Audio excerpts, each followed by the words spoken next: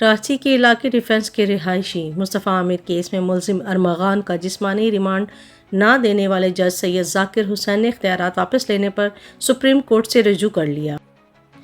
عدالت نے درخواست سماعت کے لیے منظور کرتے ہوئے prosecutor general Sindh, advocate general Sindh اور شکایت کنندہ کو نوٹس جاری کر دیا۔ سید ذاکر حسین کی اپیل میں موقف اپنایا گیا ہے کہ سندھ ہائی کورٹ کے 2 رکنی بینچ نے 18 فروری کو پراسیکیوشن کی درخواستوں پر فیصلہ جاری کیا ہے۔ 2 رکنی بینچ نے منتظم جج کے اختیارات کسی اور عدالت منتقل کرنے کی سفارش کی ہے۔ سندھ ہائی کورٹ کی جانب سے ATC جج کے خلاف سخت ریمارکس دیے گئے ہیں۔ فاضل جج سے نہ تو کوئی جواب طلب کیا گیا، نہ موقف پیش کرنے کا موقع دیا گیا ہے۔ درخواست میں مزید کہا گیا کہ موقف پیش کرنے کا موقع نہ دینا ان کے آرٹیکل 810 کی خلاف ورزی ہے۔ درخواست گزار کے خلاف سخت ریمارکس کو خارج کیا جائے تاکہ عدالتی کیریئر پر لگے داغ صاف ہو سکیں۔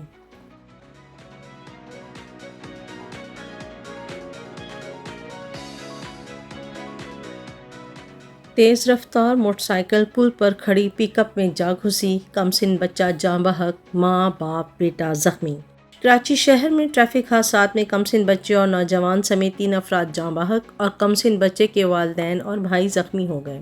تفصیلات کے مطابق سٹیل ٹاؤن تھانے کی حدود سٹیل مل چورنگی کے قریب تیز رفتار ٹرالر کی ٹکر سے موٹر سائیکل سوار نوجوان جاں بحق ہو گیا۔ پولیس کے مطابق حادثے کے ذمہ دار ٹرالر ڈرائیور رفیق کو گرفتار کر کے ٹرالر تحویل میں لے لیا گیا ہے۔ پولیس نے بتایا کہ متوفی کی شناخت 28 سالہ فرحان ولد سہراب کے نام سے ہوئی، جو گڈاب کا رہائشی تھا۔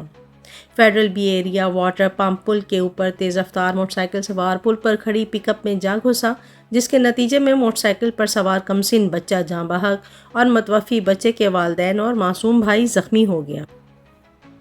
متوفی کی شناخت 3 سالہ عثمان ولد بلال، زخمی ہونے والوں میں 32 سالہ بلال اور اہلیہ اسماء اور ان کا 7 سالہ بیٹا عمر خطاب شامل ہے۔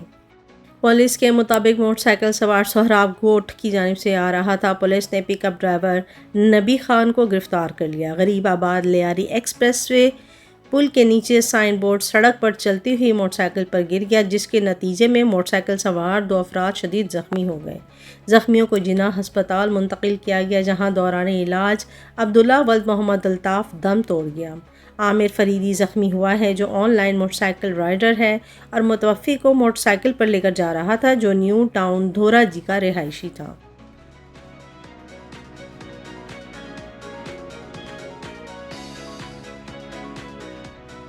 اسلام آباد سے خبر شامل کرتے ہیں۔ وارداتوں میں ملوث 2 منظم گروہوں کے 3 ارکان سمیت 5 ملزمان گرفتار۔ اسلام آباد پولیس تھانہ حمق پولیس نے جدید تکنیکی اور انسانی ذرائع کو بروئے کار لاتے ہوئے چوری اور موٹر سائیکل چوری کی وارداتوں میں ملوث 2 منظم گروہوں کے 3 اراکین سمیت 5 ملزمان کو گرفتار کر لیا۔ گرفتار ملزمان کے قبضے سے 3 عدد مسروقہ موٹر سائیکل، مسروقہ نقدی اور وارداتوں میں استعمال ہونے والا اسلحہ مع ایمونیشن برآمد کر لیا گیا ہے۔ ملزمان کی شناخت محمد بلال، ارشاد جمیل، محمد نعیم، ناصر اور فضائل کے ناموں سے ہوئی ہے۔ ملزمان کے خلاف متعدد مقدمات درج ہیں۔ ابتدائی تفتیش کے دوران گرفتار ملزمان نے متعدد وارداتیں کرنے کا انکشاف کیا ہے۔ ملزمان سے مزید تفتیش جاری ہے، جبکہ مجرمان اشتہاری و عدالتی مفروران کی گرفتاری کے لیے چلائی جانے والی خصوصی مہم کے دوران 5 مجرمان کی گرفتاری عمل میں لائی گئی۔ انسپکٹر جنرل آف پولیس اسلام آباد سید علی ناصر رضوی کے خصوصی احکامات پر اسلام آباد پولیس کا وفاقی دارالحکومت میں جرائم پیشہ عناصر اور چوری کی وارداتوں میں ملوث ملزمان کی گرفتاری اور جرائم کے انسداد کے لیے بڑے پیمانے پر کریک ڈاؤن جاری ہے۔ اس سلسلے میں DIG اسلام آباد محمد جواد طارق نے کہا کہ وفاقی دارالحکومت میں موٹر سائیکل چوری اور چوری میں ملوث ملزمان کے خلاف بھرپور کارروائیاں عمل میں لائی جا رہی ہیں۔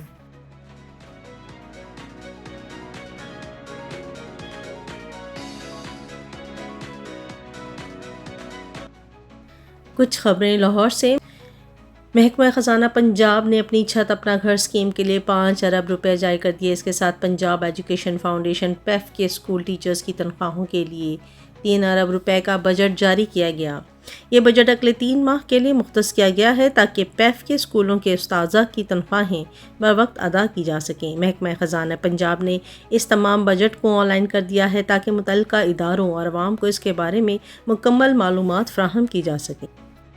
لاہور شاد باغ کے علاقے میں 19 سالہ سلیم کے قاتل اس کے دوست نکلے۔ انچارج انویسٹیگیشن تھانہ شاد باغ نے دونوں ملزمان کو گرفتار کر لیا ہے۔ گرفتار ملزمان میں مقتول کا دوست منیب اور امیر حمزہ شامل ہیں۔ بجلی چوروں سے 151 ارب 85 کروڑ کی وصولی۔ لاہور ملک بھر میں مجموعی طور پر 1,16,000 سے زائد بجلی چوروں کے خلاف سخت کریک ڈاؤن کے نتیجے میں اب تک 151 ارب 85 کروڑ روپے سے زائد وصول کر لیے گئے ہیں۔ گزشتہ ہفتے ملک بھر سے بجلی چوروں سے 80 کروڑ زائد رقم وصول کی گئی۔